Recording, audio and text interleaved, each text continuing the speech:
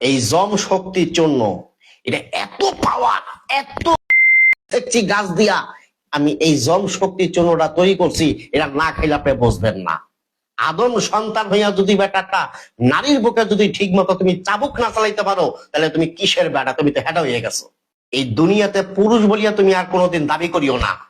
যদি একটা নারীর বুকে যদি ঠিক মতন তুমি যদি অস্ত্র না চালাইতে পারো, তুই ঠিক মতন অস্ত্র চালাইতে চাও, গুল্লি যদি ঠিক মতন টিপে টিপে বাইর করতে চাও, যদি টিউব দিয়ে যদি হাওয়াটারে ফুলাইতে চাও, তুমি সেবন করবা জম শক্তির জন্য। আমি আমার এই কাবাগরে হাত দিয়া বললাম, পবিত্র কোরআন আমি আমার এই দিল কাবাগরে লাগাইয়া বললাম, এই জম শক্তির চূর্ণ খাবার পরে তোমার পুরুষ লিঙ্গ 8 থেকে 10 ইঞ্চি লাম্ব হইব, 4 থেকে 5 ইঞ্চি লাম্ব মোটা, রডের মতো শক্ত, কঞ্চির মতন টাইট।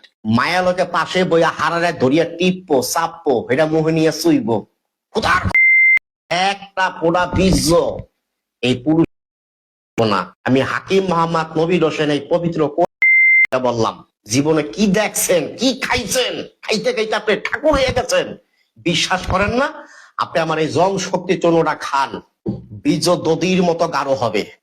যে পাড়া ছাগলের মতো ঝুলিয়ে গেছে, টানিয়া টেনিস বলের মতো ছোট হইব। লিঙ্গের পিছলা পানি পড়া বন্ধ, ক্ষয় সপ্তদোষ বন্ধ, স্বাস্থ্য পরিপিকার ভালো। মায়ের লগে লগে 4বার 5বার খেলাইবেন, দুর্বল হইবেন না। গুতাইতে গুতাইতে আর কাম বাবের পানি 1 রাইতে 3-4 বার ভাঙবেন। এটার নামই জম শক্তি চূর্ণ। এটা খাবার পরে 40 থেকে 50 মিনিট সহবাস করবেন, 4 থেকে 5 বার মিলামিশা করবেন, ক্লান্ত হইবেন না। এই জম শক্তির চূর্ণটা আমি হাকিম মোহাম্মদ নবীর হোসেন বহুত গাছ রিসার্চ করিয়া, গবেষণা করিয়া, এই পবিত্র কোরআনের থেকে একটা গাছ বাইর করিয়া আমি এটা ভিতরে দিছি। যেটা পারি না, কালিয়া পাড়া পারস না, মায়ের লজ্জা দেয়, ওর মায়ের ভাইকে খালামা গুতাইতে গুতে তার জিভ বাইর করিয়া লাইবেন।